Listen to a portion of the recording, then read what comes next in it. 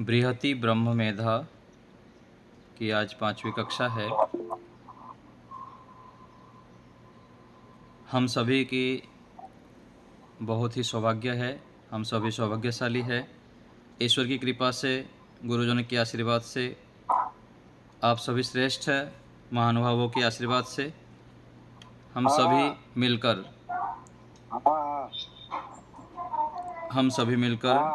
बृहति ब्रह्म मेधा नामक यह दिव्य महान ग्रंथ को स्वाध्याय कर रहे हैं। मनुष्य जीवन का जो परम लक्ष्य है, उस लक्ष्य की ओर बढ़ने के लिए हम माइक बंद करें आपका।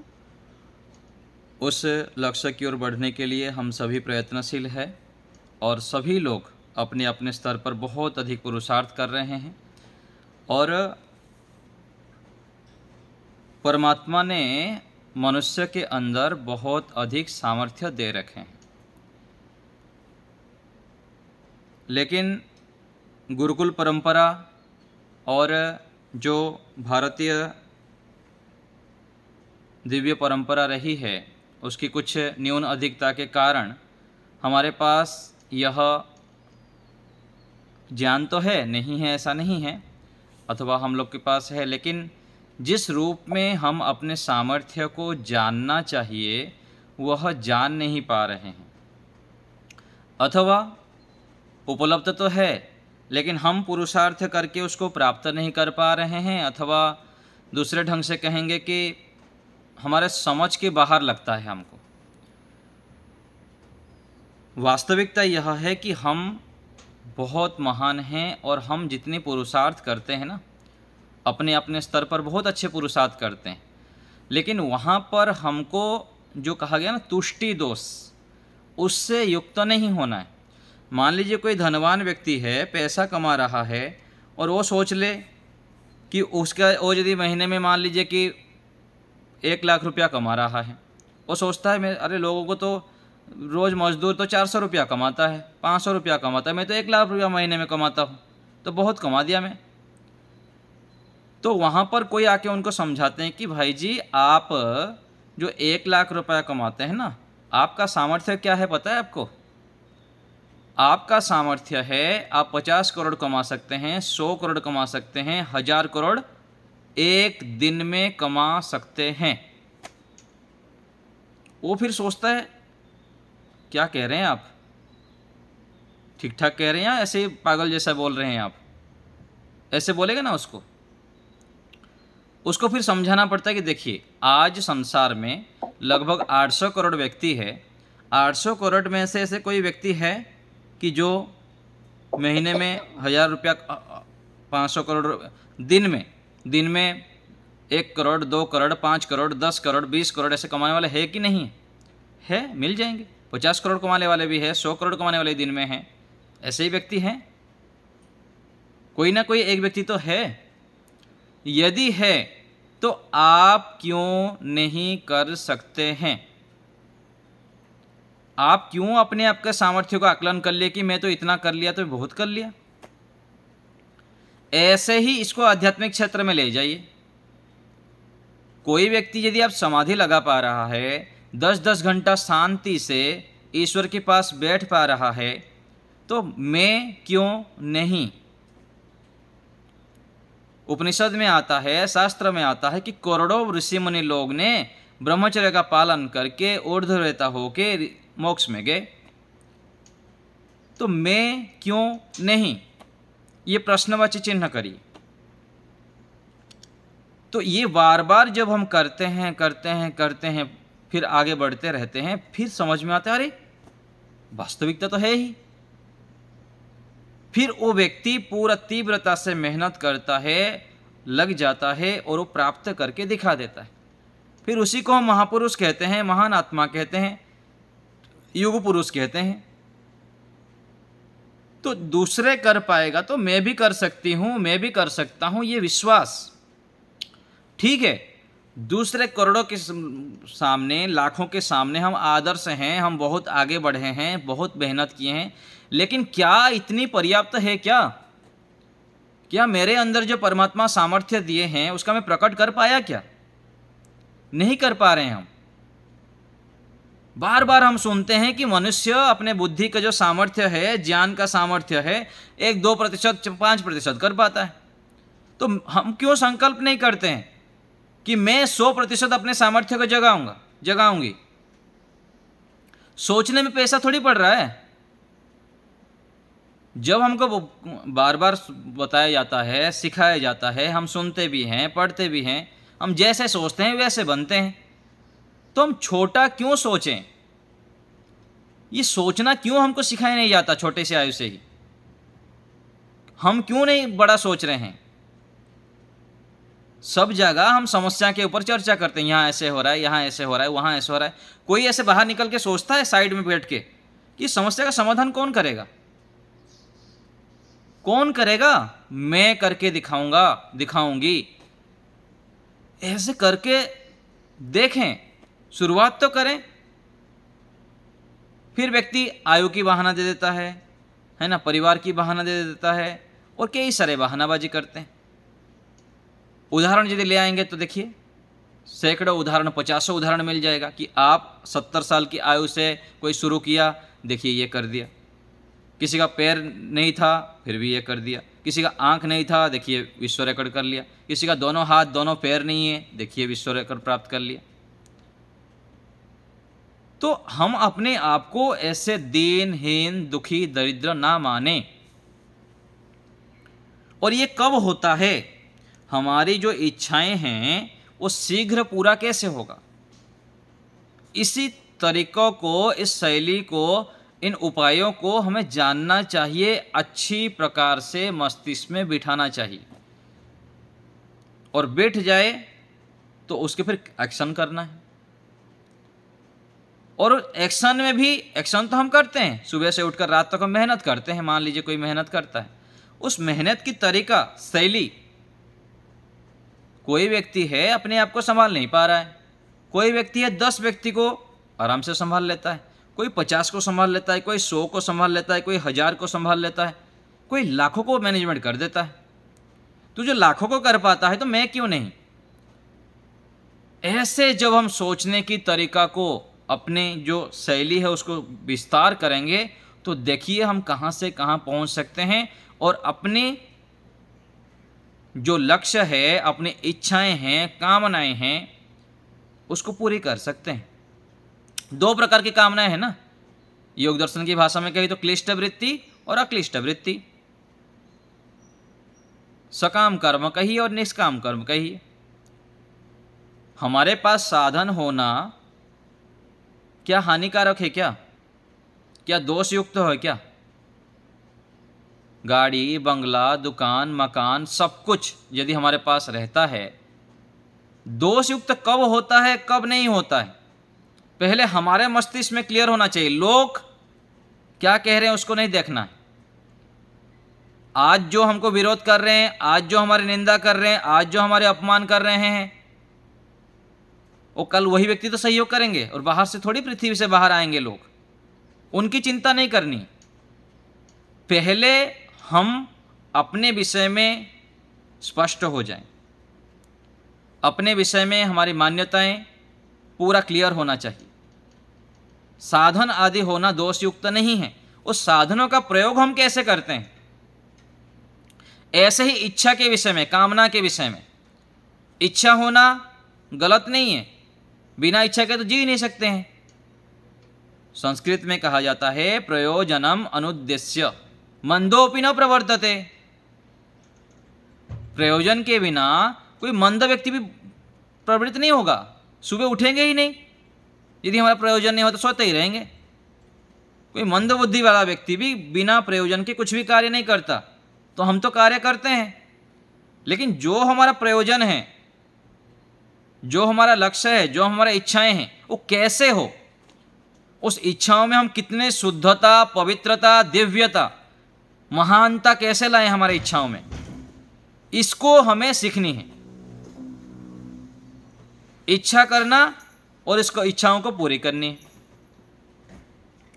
तो इच्छाओं को पूरी करना से पहले, पूरे जब हम करना चाहते हैं कामनाओं को, हमारी जो इच्छाएं हैं उसको चेक करना पड़ता है। कैसे हम इच्छा करें जिससे कि जल्दी पूरी हो। पहले मैं आपको संकेत किया कि जो भी हम ईश्वर के साथ घटाना चाहते हैं पहले यहां देखिए लोक में।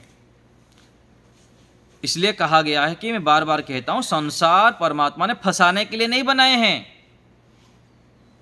गृहस्थ के लोग निंदा करते हैं, गृहस्थ में जाने के गलत नहीं है। बहुत बार ऐसे हम देखते हैं कि जो गृहस्थी लोगों के अंदर व्यवहारिक कुशलता है ना, वो उस प्रकार से जो गृहस्थ में नहीं गए ना उनके अंदर मिलता नहीं। ठीक है ना। तो गृहस्थ आदर्श रूप में पालन करते हैं तो निंदनीय नहीं है, श्रेष्ठ आश्रम है, क्योंकि वो भी तपस्या है ना। पंचमहायज्ञ आदि करते हुए संयम पूर्वक यदि जीवन जीते हैं और उत्कृष्ट संतान समाज राष्ट्र के लिए विश्व के लिए देते हैं तो आदर्श है ही। आदर्श ऋषि दयानंद जी लिखते हैं कि जो गृहस्थ की निंदा करते हैं वो निंदनीय है। तो ऐसे ही भौतिक साधन इच्छाएं, उसमें हम ऐसी इच्छाएं करें जिससे कि जल्दी पूरी हो। तो क्या कहा मैं, इच्छा करना गलत नहीं है, कामनाएं करना गलत नहीं है, लेकिन कामना कैसे करें जिससे पूरे हो। तो मैं आया कि व्यवहार में जैसे जो जो हम देखते हैं यही ईश्वर के साथ घटाना पड़ता है। अच्छा, यहां हमारे माता पिता हमारी इच्छाएं कब पूरी करते हैं बताइए, सोचिए। हम जब योग्य बनते हैं, हम अपने उन्नति के लिए, परिवार की उन्नति के लिए, समाज की उन्नति के लिए जब इच्छाएं करते हैं ना, कोई डिमांड करते हैं, हम गाड़ी चाहिए, मोबाइल चाहिए, पुस्तक चाहिए, साइकिल चाहिए, माता पिता जल्दी दे देते हैं, शीघ्रता से देंगे। और जो योग्य संतान होते हैं वो चाहने से पहले लाके माता पिता दे देते हैं। बुद्धिमान माता पिता जो होते हैं कि मेरे बेटा को ये चाहिए, उसके पहले लाके दे देते हैं। तो ऐसे ही हमारे इच्छाएं हो, इच्छा करनी है, लेकिन उस इच्छा कैसा हो, अव्युदय निश्रेय सिद्धि वाला हो। इच्छा हमारी कैसी हो, अव्युदय अर्थात सांसारिक सुख भी प्राप्त कराने वाला हो, और वही सांसारिक सुख ऐसा हम प्राप्त करें, ऐसे साधनों का संग्रह करें कि वो मोक्ष प्राप्ति के लिए हो। मोबाइल होना गलत नहीं है, मेरे पास भी मोबाइल है, दो मोबाइल है, कंप्यूटर है, साधन है, लेकिन उस साधनों को किस लिए प्रयोग कर रहा हूं मैं, वो देखिए। गाड़ी है, वस्त्र है, सब कुछ साधन है। उस साधनों का प्रयोग जब हम करते हैं, उसके पीछे जो कहा ना, क्लिष्ट वृत्ति अक्लिष्ट वृत्ति, सकाम कर्म निष्काम कर्म, वही झाड़ू लगाने का कर्म सकाम हो जाता है, वही झाड़ू लगाने का कर्म निष्काम हो जाता है। वही भोजन पकाना सकाम हो जाता है, वही निष्काम हो जाता है। इसलिए तो कहा गया भगवद गीता में, स्वकर्मणा तम अभ्यर्च्य, अपने कर्मों से हम भगवान की पूजा करें। स्वकर्मणा तम अभ्यर्च्य सिद्धिम विन्दति मानवाः, सिद्धि को प्राप्त करना है, उपलब्धि को प्राप्त करना है, अपनी कामनाओं को पूरी करनी है, तो अपनी जो कामनाएं हैं, इच्छा है, उस इच्छा साधन के माध्यम से हम परमात्मा की पूजा करें। संतान है, संतान को भगवान की तरह दिया हुआ मान यदि लेते हैं, उसकी बड़ा करते हैं तो कि ये परमात्मा के दिया हुआ है, वो वास्तविकता यही है। और मेरा बच्चा, मेरा बेटी, मेरा पोता, मेरा पोती मान लेंगे तो फिर दुखी होते रहेंगे। वास्तविकता तो क्या है, थोड़ा सा सोचता है शांति से तो पता लगता है, अरे वास्तविकता तो वही है, मैं फिर अज्ञानता से मान के बैठी हुई हूं। और उसी को जब हम परमात्मा को मानते हैं, परमात्मा ये दिए हैं, इसको बड़ा करना, महान बनाना, देश राष्ट्र के लिए समर्पित करना और योग्य बनाना। तेरा तुझको अर्पण क्या लागे मेरा, यही तो कहते हैं हम। सब जानते हैं, हम सब सुनते हैं, लेकिन कल जैसे कहा ना मैं पीछे, न मलिन चेतसी उपदेश बीज प्ररोह, कल सूत्र बोल के छोड़ दिया था मैं। जैसे पंख है, कीचड़ है, वहां पर कितना भी आप अच्छे से अच्छे बीज डाल दीजिए, वो उगेगा नहीं। ऐसे ही हमारा चित्त को मन बुद्धि इंद्रियों को जब तक हम तपाएंगे नहीं, शुद्ध नहीं करेंगे, तब तक ज्ञान दीप्ति नहीं जागेगी। इसलिए कहा गया योग अंग अनुष्ठानात् अशुद्धि क्षये ज्ञान दीप्ति ही अविवेक ख्याते। योग के अंगों का अनुष्ठान करने पर, प्राणायाम का अनुष्ठान करने पर, सत्य का अनुष्ठान करने पर, अशुद्धि के क्षय होने पर ज्ञान दीप्ति, जो मैं कहता हूं बार बार कि कोई सुख शांति प्रसन्नता सिद्धि ऐश्वर्य बाहर नहीं है, कहां पर है? अंदर ही है। टुक ज्ञान चक्षु खोल जरा देख तो सही, जिसको तू ढूंढता है वो तेरे पास है। इसी को कहा गया ज्ञान दीप्ति अविवेक ख्याति। चारों ओर से फिर आनो भद्रः क्रतवो यंतु विश्वतो दब्धासो, फिर चारों ओर से आप कल्पना नहीं करेंगे। 2020 में कोरोना काल में मैं 6 महीने के लगभग मौन में था हैदराबाद में एक गुरुकुल में।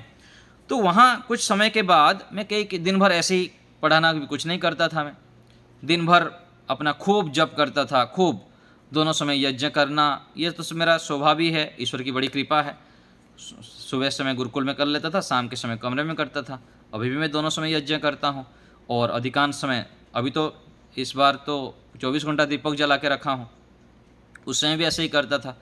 तो मैं पूरा प्योर घी लाता हूँ अच्छे वाला, और उस घी को खाने में कम करता हूँ, यज्ञ में और दीपक में अधिक जलाता हूँ। तो वहाँ भी मैं अच्छे वाला घी लेके गया था पूरा डोलू भर के, और वो खाया नहीं, केवल दीपक और घी यज्ञ में लगाया। तो कह रहा था कि उस समय मुझको ऐसा ऐसा ज्ञान आया ना, मतलब वो अभी बहुत उत्कृष्ट स्थिति थी मेरे उस समय। तो बहुत सारे जो वेद मंत्र है, श्लोक है, सूत्र है, सब ऐसे ही आ जाता था। मैं बोल रहा, अरे क्या हो गया, चमत्कार कहाँ से आ रहा है ये सब? तो जो हम पढ़ते हैं सुनते हैं, उस समय भी लगभग कितना, अभी तो 5 साल हो गया, तो 10 साल से अधिक हो गया था उस समय भी घर छोड़ने का, और घर में रह के भी मैं 2-3 साल से घर में भी किया था। तो उस समय भी 10-12 साल 13 साल हो गया था इस मार्ग पर मेरा। अभी तो 17 साल लगभग हो गया, मान के चलिए 15 साल से 17 साल हो गया। तो ऐसे होता है, जब हम शुद्ध हो जाते हैं, पवित्र हो जाते हैं, तो इतना आनंद, उत्साह, निर्भयता, प्रसन्नता, फिर लगता है कि अरे, जैसे आया ना ब्रह्मचारी सूक्त में आता है कि ब्रह्मचारी, जो अखंड ब्रह्मचारी कहता है, पूरा पृथ्वी को मैं बदलो, कहाँ, यहाँ से उठा के वहाँ रख दूँ, कोई भी चीज़ उसके लिए असंभव नहीं लगता है। आज देखिए हमारे प्रधानमंत्री जी को, योगी जी महाराज जी को, ये क्यों करते हैं ये सब? हम संयम के बल को जानते नहीं है दुनिया। इसलिए तो कहा है ना, ब्रह्मचर्येण तपसा देवा मृत्युम अपाघ्नत। ब्रह्मचर्य के तप से देव मृत्यु को पार कर देते हैं, और आगे कह रहे हैं आनंद की प्राप्ति होती है। स्वराभरत, स्व अर्थात आनंद से परिपूर्ण हो जाते हैं। इसलिए तो कहा गया ना, एक वेद मंत्र में भी आता है कि परमात्मा के गुणों को जब धारण करते हैं ना, परमात्मा कैसा है, कस्य न्यूनम, वहाँ आया ना, एक मंत्र में आता है ना, परमात्मा क्या है, नतस्य ऊन, किसी की ओर से कहीं भी ऊन, कमी नहीं है परमात्मा में, आनंद से परिपूर्ण है परमात्मा। तो हम जब ईश्वरीय गुणों को धारण करने लगते हैं, अपने इच्छाओं को ईश्वर के अनुकूल कर लेते हैं, अपने इच्छा के माध्यम से हम अपना भी कल्याण करते हैं और समाज के लिए भी उस कल्याण को जोड़ देते हैं, उस इच्छा को जोड़ देते हैं, तो फिर हमारे इच्छाएं जल्दी जल्दी पूर्ण होते हैं। इतना जल्दी पूरा हो गए और कई गुना होके मिलता है, हम कल्पना भी नहीं कर सकते हैं। फिर साधक चुपचाप बैठ जाता है, प्रभु आप कितने महान है ऐसा लगता है। मैं कल पीछे कक्षा में संकेत किया ना, बस मन में इच्छा कर दिया, हो गया, बस ऐसे होता है। हम फिर विश्वास नहीं करते हैं। उसका कारण क्या है? उसका कारण है कि हमारे जीवन में तपस्या की कमी है। ऋषि व्यास जी लिखते हैं, न अतपस्विनो योगः सिद्ध्यति, बिना तपस्या के योग की सिद्धि नहीं होती है। योग अर्थात समाधि, समाधि अर्थात समाधान। ठीक है, हमारे जीवन में हमको समाधान चाहिए। जितना जितना हम योग के अंगों का अनुष्ठान करेंगे, धर्म आचरण करेंगे, वेदानुकूल आचरण करेंगे, तो हमारा जल्दी जल्दी समाधान हो जाएगा। और अंतिम समाधान समाधि में होगी, क्लेशों का दग्धबीज होना। फिर उसकी ओर भी बढ़ते जाएंगे, जल्दी जल्दी प्राप्त हो जाएगा। तो इच्छा जो हम करते हैं, उस इच्छाओं में हम परोपकार जोड़ दें, देश राष्ट्र समाज के हित जोड़ दें। मोबाइल लिए तो मोबाइल में क्या करना है? मोबाइल में मुझको अच्छा देखना है, अच्छा पढ़ना है। किस लिए पढ़ना है?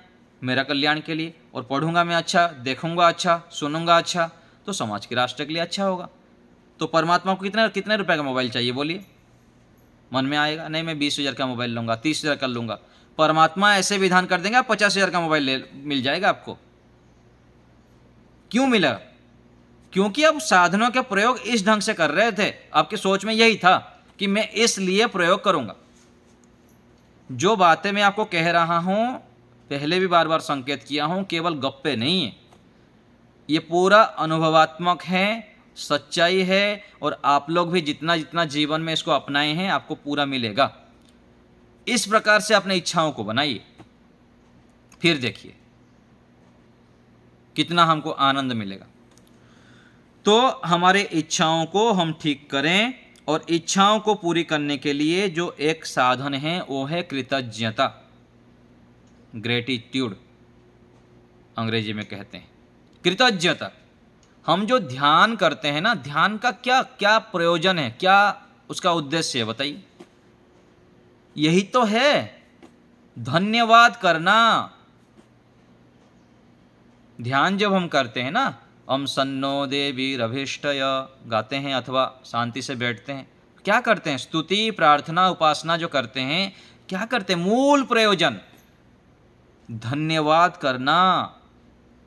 और परमात्मा में धन्यवाद कब कर पाएंगे? जब यहाँ माता पिता के कृतज्ञ हो व्यक्ति, गुरु आचार्य के कृतज्ञ हो, नौकर भी हमारे पास घर में सेवा करने आता है तो उसके लिए भी धन्यवाद देना, उनको भी आत्मबोध व्यवहार करना, उनके भी सुख दुख पूछना। यहां यदि हम कृतज्ञ नहीं हो पा रहे हैं व्यवहार में, तो परमात्मा को कहां ध्यान में आप कृतज्ञ होंगे? नहीं हो पाएंगे। तो हमको पदे पदे कृतज्ञ होना है, सबके गुण को देखना है, गुण दृष्टि बनाना है। थोड़े से भी कहीं से हमको लाभ मिलता है तो भर भर के धन्यवाद देनी है। ये महापुरुषों का पहचान है। और हम महापुरुष ही है, कोई बाहर से आएगा नहीं महापुरुष। वो महापुरुष की पहचान है, मतलब किसको सोच रहे हैं आप? बोले नहीं नहीं मैं तो नहीं हूं, दूसरा कोई है। यही तो भ्रांतियां है। इसको हटाना है कि मैं महान हूं, ऋषि आत्मा हूं, मैं ईश्वर की संतान हूं, ईश्वर मेरे पिता है, जो संसार का मालिक है उसका मैं बेटी हूं, उसका मैं बेटा हूं। इस भाव से जीना प्रारंभ करें। जो जीवन चल रहा था वो चला गया, अभी नया जन्म हो गया आप लोग का। नया जन्म में हूं ऐसा मान के अपना सोच विचार क्रियाकलाप कैसा होना चाहिए? यदि आप मान लीजिए मैं ईश्वर के संतान हूं, मैं राजा की बेटी हूं, मैं प्रधानमंत्री की बेटी हूं, बेटा हूं, तो उसका एक्टिविटीज कैसे होगा? चलना फिरना, उठना बैठना, सोना जागना अलग हो जाएगा ना। तो ऐसे मान के चलना फिरना भी शुरू कर दीजिए आप। जो मान के आप चलना फिरना उठना बैठना शुरू कर देंगे, आप बन जाएंगे। जैसे मैं संन्यास लेना चाहता हूँ थोड़ी दिनों बाद, थोड़ी दिनों मतलब कितना दिन होगा वो भगवान जाने, गुरु आचार्य की कृपा से। तो मैं उस ढंग से मेरा सोना बैठना उठना जागना, संन्यास का क्या लक्षण है, मुझको कैसे सोचना है कैसे नहीं सोचना है, किस रूप में मेरे को तपस्या करनी है, वो सब करनी पड़ेगी ना। करेंगे तो फिर ऐसे बन जाएंगे। जैसे सोचेंगे, जैसे बोलेंगे, जैसे लिखेंगे, जैसे विजुलाइज करेंगे, वैसे बन जाएंगे। इच्छा को संकल्प में पूरा परिणित करने के लिए, क्रियान्वित लाने के लिए 4 चीजें करिए रोज। विजुलाइज करिए, जो आप बनना चाहते हैं अच्छे से सोचें, बड़ा सोचें, बार बार सोचें जो आप बनना चाहते हैं, जो आप प्राप्त करना चाहते हैं। पहला क्या है? सोचना। सोचना मतलब विजुलाइज करना तो दूर हो गया लक्ष्य, और उसके अनुकूल फिर सोचना, बार बार सोचना। दूसरा सोचना हो गया। तीसरा, वाणी से बोले, जो आप बनना चाहते हैं, जो आप प्राप्त करना चाहते हैं, चीख चीख के बोले, जोर जोर से बोले सबको। अधिक नहीं बोल पाते हैं दूर दूर तक, तो कम से कम आसपास के लोगों को, मित्र साथी और अपने व्यक्ति को बोलिए। जैसे मैं ध्यान में भी बैठा हूं, कितना दिन बैठा चाहता हूं मेरे को पता है, मैं ऐसे चाहता हूं, और कई बार मैं बोल चुका हूं किसी किसी को, है ना, मैं ऐसे चाहता हूं। और ऐसे ही लिखना भी है। जो आप प्राप्त करना चाहते हैं, जो आप जीवन में अचीव करना चाहते हैं, उसको बार बार लिखें, स्पष्ट शब्द से लिखें। जैसे मैं बताता हूँ ना, आप स्टेशन में जाएंगे, टिकट दे दीजिए, कहाँ जाना है पता ही नहीं, सुबह से उठे रात्रि तक सो गए, भाई क्या कहाँ क्या किए दिन भर पता ही नहीं, महीना बीत गया, सालों बीत गया, किस लिए जीवन मिला था, जीवन का लक्ष्य क्या है, हमको पता ही नहीं, चल रहे हैं ऐसे ही, गाड़ी चल रही है। तो रोज लिखें, क्या क्या मैं नया किया, आज कुछ नया किया। आपको मैं संकेत किया था कि आप क्या नया किए वो मेरे को लिख के भेजिए, अथवा आज मैं कुछ नया जोड़ा, इसको आप लिख के मेरे को व्हाट्सएप में मैसेज किया करिए कि आचार्य जी मैं आज कुछ नया किया।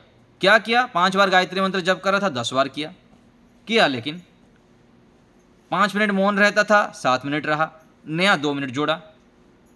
ऐसे दौड़ाइए ना दिमाग को। ये जो अंग प्रत्यंग है ना, ये मन बुद्धि आदि इंद्रियां हैं, इससे काम नहीं लगे तो क्या होगा? जंग लग जाएगा। काम लेने का आदत डालिए ना, नया नया निर्णय लीजिए, नया नया संकल्प लीजिए, नया नया पूरा करिए। मेहनत भी ऐसे ही करिए। एक बार सूर्य नमस्कार कर रहे थे तो 5 बार करिए, 10 बार करिए, 15 बार करिए। मैं बताया ना, मैं भी 100 बार से अधिक नॉन स्टॉप हंसते हंसते बिना थके बढ़िया से कर लेता हूं। मेहनत नहीं करेंगे शरीर से तो फिर उससे लाभ नहीं ले पाएंगे। इसलिए कहता हूं कि शरीर को नींबू की तरह निचोड़िए, तब देखिए 100 साल से अधिक तब आप स्वस्थ होकर जिएंगे पूरा। रोज शीर्षासन किया करिए, प्राणायाम आदि करते रहिए। और सबसे एक बढ़िया चीज़ आपको बता देता हूँ, पहले भी संकेत किया था, शवासन रोज किया करिए। कम से कम 5-10 मिनट से शुरू करें, 15 मिनट तक शवासन करिए। मैं भी नहीं कर पाता हूँ, ये मेरा याद आ गया आज, मेरा बहुत बार छूट जाता है। ये बहुत लाभदायक है। शवासन हम जब करते हैं ना, योग निद्रा भी कह लेते हैं, वो तो चलो जो भी है, शरीर को ढीला छोड़ के पूरा जो करते हैं शवासन, उसको रोज किया करिए। शरीर उससे बहुत लाभदायक होता है, रिलैक्स हो जाता है, बहुत अच्छा होता है, लाभ होता है। तो क्या कहा था मैं? कृतज्ञता। तो कृतज्ञ हम होएं, सभी को धन्यवाद करें और निरभिमानिता गुणों को धारण करें। विद्या का, बल का, पद का, प्रतिष्ठा का, धन का, आयु का, सब अभिमान से चूर रहते हैं। मैं इतने दिन से पढ़ रहा हूँ, इतने दिन से आश्रम जा रहा हूँ, इतने दिन से शिविर कर रहा हूँ, इतने दिन से मैं ये यज्ञ कर रहा हूँ, इतने दिन से मैं आर्य समाज में जाता हूँ, तुम क्या सिखाओगे मेरे को? देखिए कैसे कैसे कूट कूट के अभिमान भरा पड़ा रहता है। कितनी अभिमान देखिए व्यक्ति के अंदर। ओह हो। अध्यात्म सरोवर में अभी अहंकार के प्रकरण पढ़े, हम लोग पढ़ के आए, अभी फिर से पढ़िएगा, कैसे कैसे मिथ्या अहंकार है और लंबा चौड़ा वर्णन। तो इसलिए प्रार्थना करते हैं, दाता मुझे निरभिमानी बना दो, दारिद्र हर दो और ज्ञानी बना दो। ज्ञानियों को देखिए, पूज्य स्वामी सत्यपति महाराज, हमारे गुरुजनों को देखिए, कितना बच्चे जैसे, छोटे बच्चे। जितना आप शुद्ध हो जाएंगे, पवित्र हो जाएंगे, तपस्या से युक्त हो जाएंगे, आप बच्चे बन जाएंगे पूरा। शरीर भी आपका बच्चे जैसा कूदता रहेगा, खेलता रहेगा, नहीं तो अकड़ जाएगा। ऐसे ही मन भी जकड़ जाएगा, जकड़ जाता है पूरा। बच्चे जैसा रहिए पूरा, खेलते हंसते मुस्कुराते। जैसे माता के गर्भ से निकलते हमारा शरीर कैसे रहता है? पूरा नचीला। ऐसे ही हमारा 100 साल तक भी लचीला शरीर रहना चाहिए, मजबूत भी रहे। जैसे मेरे को बोलते चाहिए आप तो बहुत पतले दिख रहे हैं, मतलब पतले दिख रहे हैं, बोलो 5 किलोमीटर दौड़ लगा दूँ, दंड बैठक खूब लगा दूँ। अभी सुबह 3 बजे से लेकर रात्रि तक नॉन स्टॉप कार्य कर सकता हूँ, करता हूँ, थकता नहीं हूँ। यही तो है इम्यूनिटी का पहचान। केवल थुलका थुलका हो जाना थोड़ी होता है। भारी भी उठा सकता हूँ मैं, 50 किलो क्या, और भी भारी उठा सकता हूँ। शरीर ऐसा हो और नचीला हो पूरा, तो शरीर से भी नचीलापन, मन से भी नचीलापन, ये आता है निरभिमानता गुणों को धारण करेंगे। इसलिए कहा था विद्या ददाति विनयम,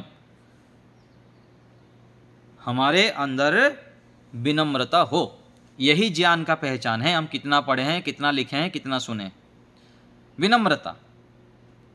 शुष्क काष्ठाश्च मूर्खाश्च न नमन्ति कदाचन, आया ना श्लोक, शुष्क नमन्ति गुणिन जनाः नमन्ति गुणिन वृक्षाः फलिन वृक्षाः, जो गुणवान जन होते हैं वो नम जाते हैं, विनम्र होते हैं, और जो फलदार वृक्ष होता है वो नम जाता है, और शुष्क काष्ठ जो होता है और नमता नहीं है, टूट जाता है। ऐसे ही जो अक्कड़ अज्ञानी व्यक्ति होते हैं वो भी अकड़ जाते हैं, टूट जाता है। तो हमको विनम्र बनना है, और विनम्रता के लिए जो श्रेष्ठ साधन है मैं आपको अभी बता के फिर हम पुस्तक में जाएंगे। अभी सबसे श्रेष्ठ साधन होता है ध्यान, मेडिटेशन। बहुत हम सुनते हैं ध्यान के विषय में, बहुत सुनते हैं, लेकिन करते नहीं हैं।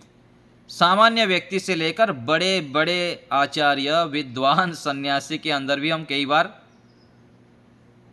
इस चीज़ की कमी दिखते हैं।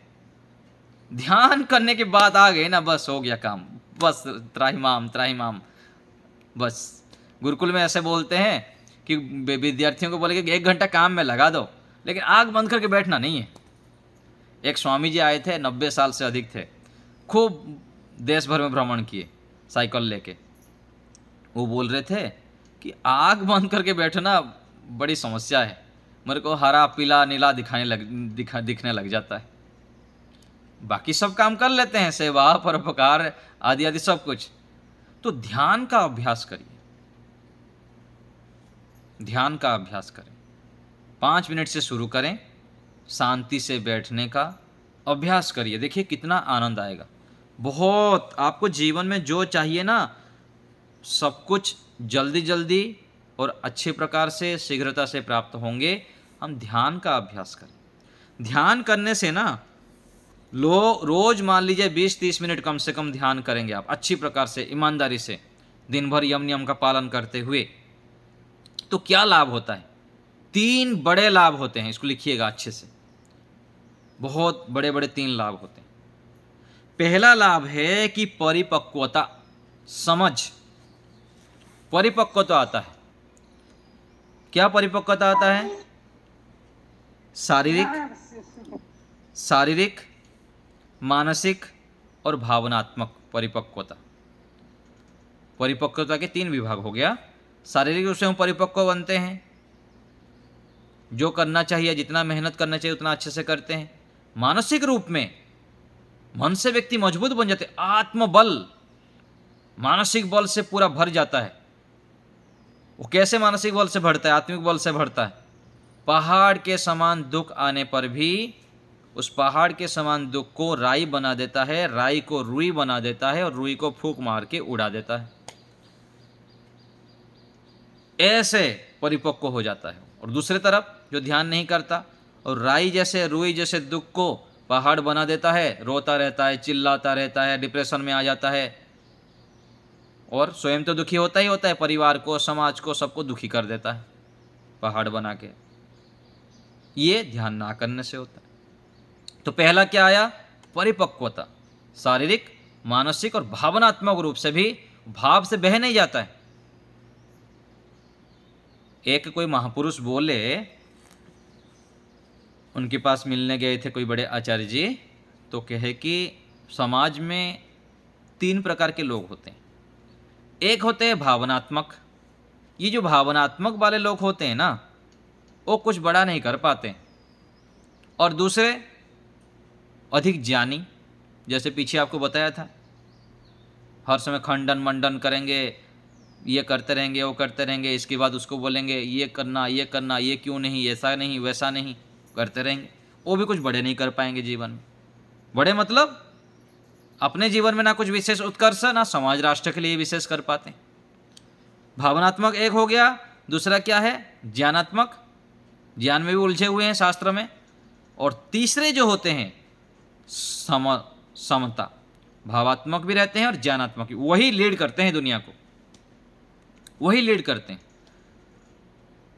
और ध्यान करने से व्यक्ति इस जो लेवल स्थिति है ना प्राप्त कर लेता है, भाव में बह नहीं जाते हैं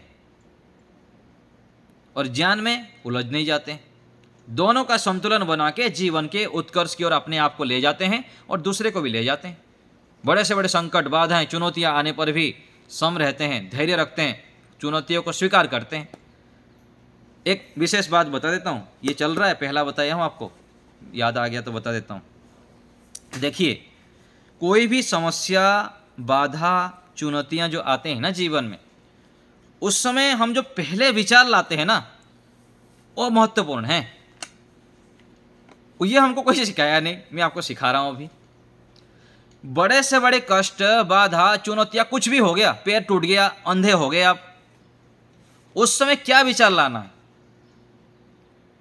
उस समय यह विचार लाना है कि इसके माध्यम से परमात्मा मुझको कुछ विशेष देना चाहते हैं, प्राप्त कराना चाहते हैं। आपदा को अवसर में बदलना, ये बुद्धिमानों का काम है। मेरे मन में ये विचार जब किया ना, अभी मन में आया, ये जो इतना बड़ा कांड हुआ अभी हमारे देश में, तो देखिए हुआ ना, इतने लोग मरे, कोई बात नहीं, तो देखिए कितना बड़ा पूरा अटैक हुआ कि नहीं हुआ। 25-30 व्यक्ति मरे, तो उधर कितने व्यक्ति मरे होंगे? 300 या 3000 मरे होंगे, हमको क्या पता कितने उसके अंदर थे वहां पर। तो जीवन में आप देखिए, अपने जीवन को पीछे थोड़ा मोड़ के आप देखेंगे ना, बुद्धिमत्ता पूर्वक, ज्ञानात्मक रूप में, जितने जितने कष्ट, बाधाएं, प्रतिकूलताएं, समस्याएं आई, उसके आगे आपको कितना आनंद, उत्साह, निर्भयता, अच्छे अच्छे चीज प्राप्त हुए कि नहीं हुए? बोलिए। तो यही है, भगवान राम जी के जीवन में कितने कष्ट, बाधाएं आई, चुनौतियां आई, लेकिन इतने साल तक हम याद कर रहे हैं कि नहीं कर रहे हैं? उनको पूजा हो रही है कि नहीं हो रही है? भगवान श्री कृष्ण के जीवन में कितनी बाधाएं, कष्ट, समस्या नहीं आई? ऋषि दयानंद जी के जीवन में क्या क्या नहीं हुए? सारे महापुरुषों का आप देख लीजिए। तो हमको यही सीखना है, यही जीवन जीने की कला है, यही जीवन जीने की कला है। बड़े से बड़े कष्ट, बाधाएं, चुनौतियां आ गया, बीमार पड़ गया, कुछ भी हो गया, वहां पर रिएक्ट हम क्या कर रहे हैं? उस समय शांत रहिए। समस्या आ गई, कोई बात नहीं, समस्या के अंदर हाय तबाह नहीं मचाना है। समाधान पक्ष की तुरंत आया है, ठीक है, समाधान पक्ष में जाना है। जो भी चुनौतियां आई है कुछ अच्छे के लिए है, और उस अच्छे को तुरंत से मुझको रिकवरी करके फिर उसके आगे सोचना है। तो समस्याएं, बाधा आने पर उसको, आपदा को अवसर में बदलना सीख लें। तो ध्यान करने से सबसे बड़ा लाभ एक बताया आपको, क्या? परिपक्वता। दूसरा, निर्णय शक्ति। दूसरा, निर्णय शक्ति, क्या करना क्या नहीं करना। योग दर्शन में आता है, चित्त नदी बहती उभयोत वाहिनी, व्यास भाष्य में आता है, बहती पापाय बहती पुण्याय। चित्त की जो नदी है ना, हमारा चित्त जो चलता है, दोनों तरफ चलता है हर समय। जो हम सोचते हैं या तो पाप की ओर या तो पुण्य की ओर, ऐसे चलता रहता है। और इसको हम पुण्य की ओर कैसे बहा के ले सकते हैं? ये होता है ध्यान से। जितना आप शांत होंगे, स्थिर होंगे और तपस्वी होंगे, उतना उतना हमारी निर्णय शक्ति बढ़ेगी। इसी को वेद मंत्र में कहा गया, अतप्त तनुर न तदामो अश्नुते। जो अतपस्वी है, जो अपने आप को तपाया नहीं है प्राणायाम के माध्यम से, सत्य आचरण के माध्यम से, अतप्त तनुर, जो अपने स्तनों को तपाया नहीं, जो होता है ना थलथला, मतलब बचा के रखते हैं ना, कंफर्ट जोन में रहते हैं, एसी में रहेंगे, तपस्या नहीं करेंगे, मेहनत नहीं करेंगे, वो देखिए थलथला रहते हैं, बीमार रहते हैं, परेशान रहते हैं, रोगी रहते हैं। और देखिए जो मिट्टी में मजदूर लोग होते हैं, जो तपस्या करते हैं, कितने मजबूत रहते हैं। ऐसे ही अपने मन, इंद्रियां आदि को हम तपाएं, तब जाके परमात्मा के दिव्य आनंद को, जीवन के दिव्य सुख को हम प्राप्त कर सकते हैं। अंतिम समय में हमको पश्चाताप नहीं होगा। तपस्या से युक्त बने। तो ध्यान का दूसरा लाभ हो गया निर्णय शक्ति। तीसरा लाभ है हम संगठित रह सकते हैं और संगठन में दूसरे को रख सकते हैं। आज घर परिवार में क्यों संगठित नहीं रहते हैं? शादी हो गया तो पति पत्नी अलग से जाके रह जाएंगे, सास ससुर को अलग। क्यों? परिवार समाज में सबको इकट्ठा करके क्यों नहीं रख पाते हैं? जहाँ पर हम रहते हैं, मेरी माताजी, मैं बता रहा हूँ अपना, मेरे विषय में बता रहा हूँ, मेरे माताजी हमारे आस पड़ोस से लेकर पूरा एरिया में सबको अपने वश में करके रखती थी, अर्थात अपने अनुकूल।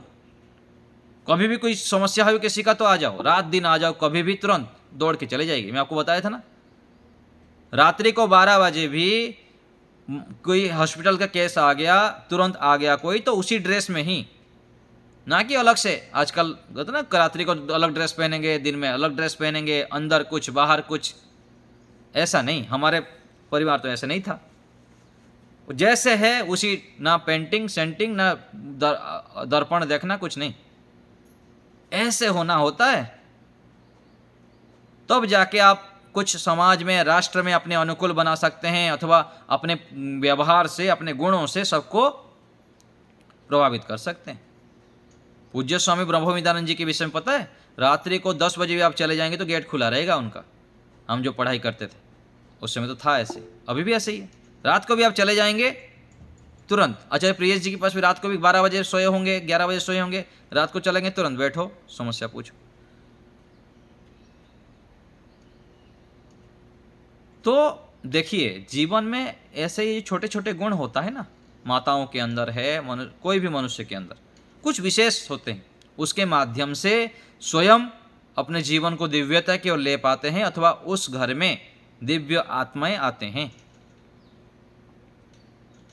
मतलब हम सभी हैं, लेकिन उस प्रकार से गुणवान आते हैं, गुण अधिक रहने वाले आते हैं। इसको हमको प्यूरिफाई करनी पड़ेगी। मैं आपको थोड़ा फिर स्पष्ट करता हूँ बीच बीच में। हम सभी दिव्य आत्मा हैं, कोई अलग से दिव्य आत्मा आएंगे ऐसा भी मत सोचिएगा। यही तो भ्रांतियाँ पाल रखे हैं हम। हाँ ठीक है, पिछले जीवन में मेहनत किए हुए हैं, अभी और मेहनत कर रहे हैं, ये है। तो ध्यान के 3 लाभ पता लग गया आपको। अच्छे से बिठाइए मन में। मन में हमारा बैठता नहीं है, मस्तिष्क में जब अच्छे से बैठ जाएगा तो उसको हम करेंगे। अभी नहीं करते हैं, क्यों? क्योंकि बैठा नहीं है हमारे मन में। पता नहीं इससे क्या लाभ होता है। ध्यान करने बैठ जाओ, 2 लाख रुपया मिलेगा एक दिन में, तो देखिए कैसे बैठ जाएंगे, आंख बंद करके घंटों तक बैठ जाएंगे, आंख बंद करके वैसे ही बैठे रहेंगे चुपचाप। पैसा जब दिखता है ना, नोट दिखता है व्यक्ति को, फिर लगता है कि हाँ कुछ साधन मिलने वाला होगा, गाड़ी दे देंगे, मोबाइल दे देंगे, ये दे देंगे, वो दे देंगे, फिर व्यक्ति चुपचाप बैठेगा, जो बताएंगे वही करेगा। लेकिन ये धन संपत्ति, पैसा, प्रतिष्ठा, ये तो कुछ भी नहीं है जी। मैं बताऊँ ना, ये लोगों क्या दे देंगे हमको? यहाँ लोग क्या देंगे बताइए ना। हम लोगों के चक्कर में सब काम करते रहते हैं, इसको खुश करने के लिए, उसको खुश करने के लिए, वो क्या कहेगा, वो क्या कहेगा। ये तो 2 कौड़ी का सुख दे नहीं सकते हमको परमात्मा के आनंद के आगे। कितना दिव्य आनंद मिलता है, करके देखिए, आकर देखिए ईश्वर के शरण में, फिर पता लगता है। ऐसा है, भारतीय इतिहास हम देखते तो है, बुद्ध से लेकर कितने करोड़पति, अरबोपति सब क्यों घर छोड़ के चले जाते हैं? यदि पैसा ही सब कुछ था तो वहीं तो रहते। तो वास्तविकता यह है, सच्चाई है ये, इसको हमको स्वीकार करनी पड़ेगी। यही अंतिम सुख है। वैराग्य में, त्याग में, परोपकार में, सेवा में, दान में, दया में, करुणा में, वात्सल्य में, तपस्या में, इसमें वास्तविकता सुख है, प्योर सुख है, 100% शुद्ध सुख है। तो संगठित रहना और संगठित रख पाना, ये है।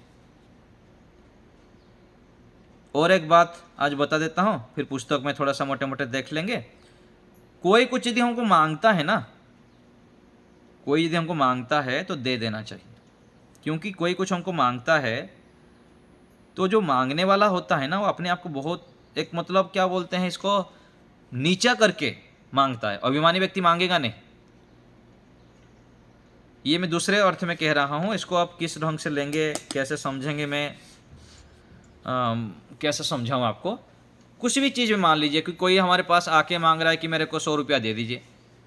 100 रुपया दे दीजिए, क्या करेगा क्या नहीं करेगा वो ठीक है, सोचना चाहिए एक सीमा तक।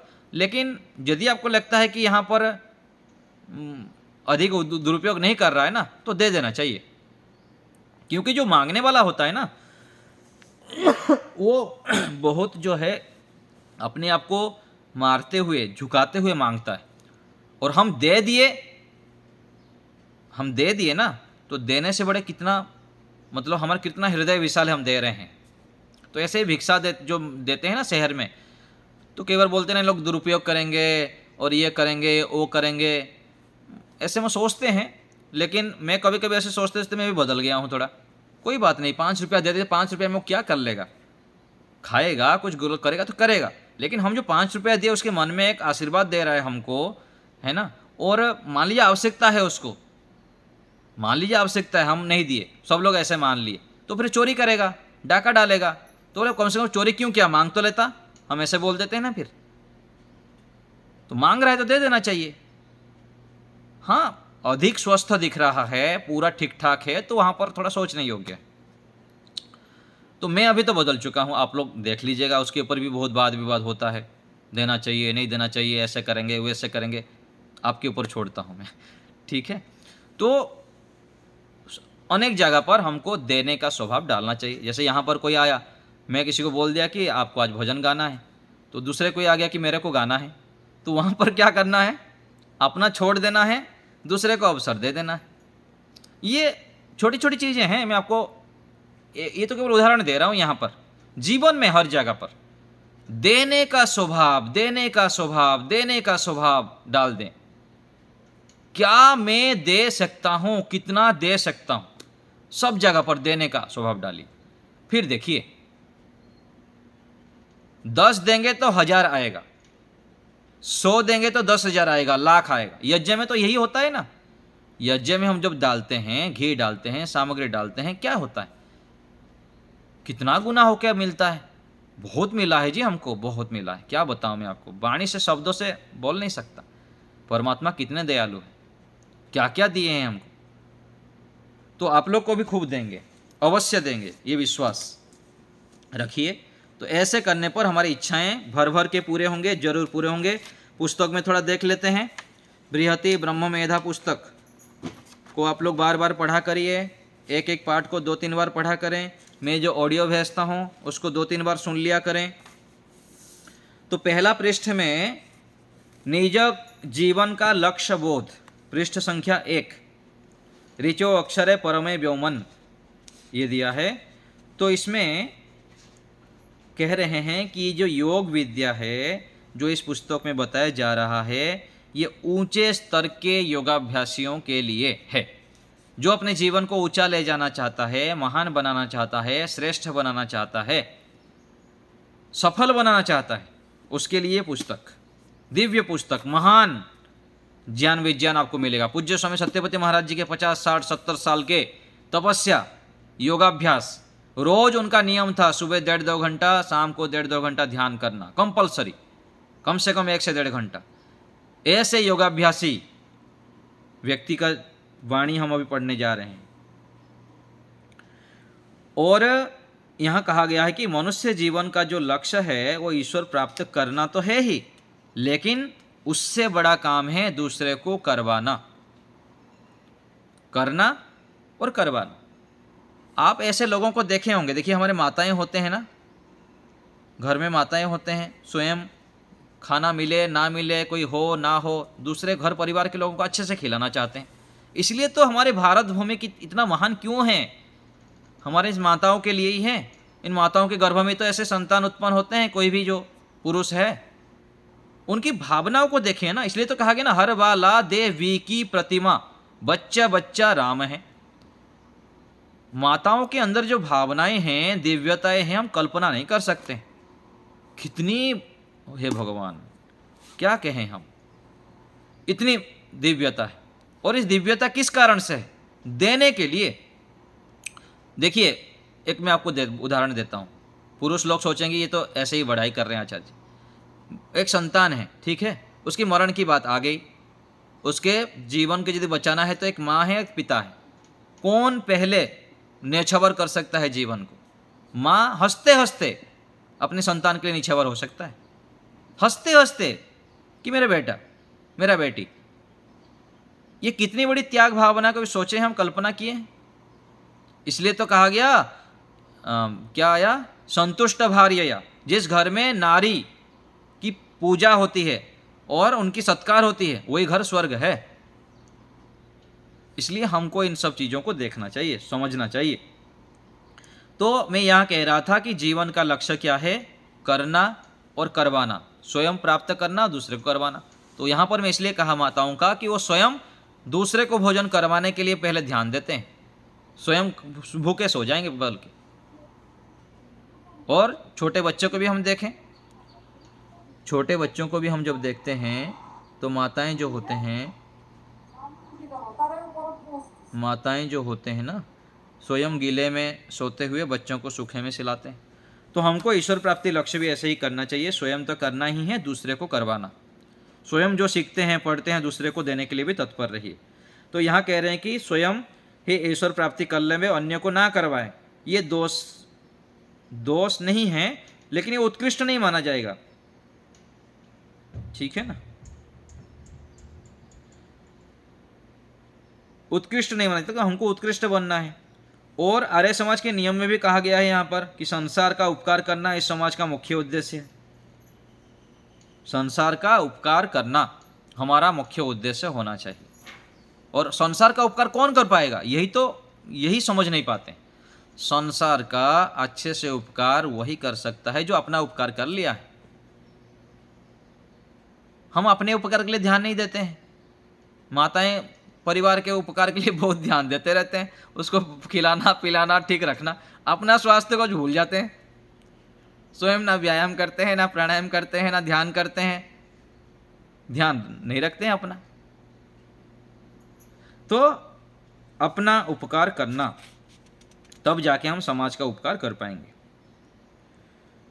तो यहाँ पर आया कि जब समाज राष्ट्र और विश्व की स्थिति को बिना देखे संभाले अपनी बराबरी में रखे बिना, परिणाम यही होगा कि व्यक्ति स्वयं भी ईश्वर को प्राप्त नहीं कर पाएगा। यदि हम ठीक ठाक समझ के नहीं चलेंगे तो स्वयं ना ईश्वर को प्राप्त कर पाएंगे, जीवन में कुछ सफल हो पाएंगे, ना दूसरे को कर पाएंगे। तो यहाँ पर एक बात आई कि जो हम पढ़ते हैं, सुनते हैं, कोई तो एक बार भी समझ लेता है और किसी को बार बार बताया जाता है तब भी समझ नहीं पाता है। तो हमको ऋतंभरा बुद्धि, तीव्र बुद्धि को उत्पन्न करना चाहिए।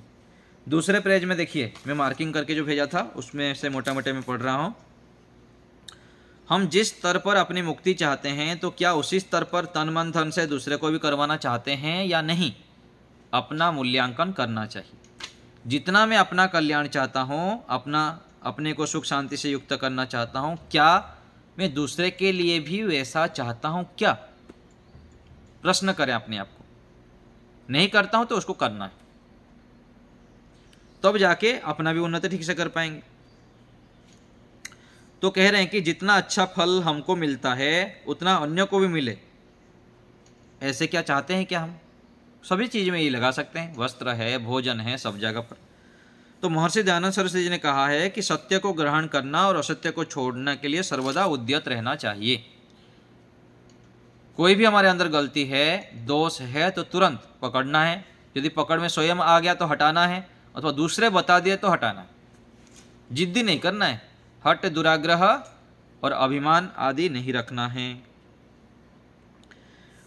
और कह रहे हैं कि प्रायः प्रवचन, उपदेश या आवृत्ति तक सीमित बना रहता है, व्यवहार में नहीं उतारा जाता।